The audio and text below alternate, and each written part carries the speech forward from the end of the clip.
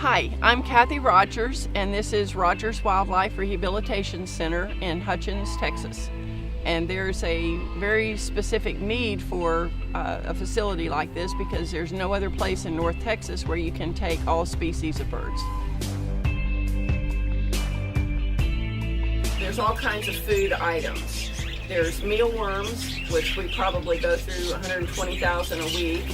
But during the height of baby season, we'll spend probably $900 a week just on mealworms. We go through 40 pounds of beef heart every day.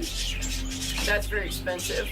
We go through probably 30 or 40 pounds of fish a day for all of the herons and egrets and the pelicans outside. So the expenses for food run well into the close to $100,000 a year just for the food items.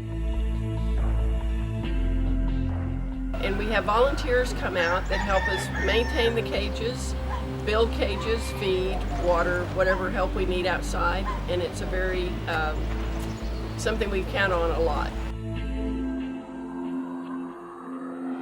And people can donate.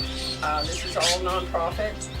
And we have an Amazon wish list. If people choose to donate items instead of money, that's accepted just as well. That's very important.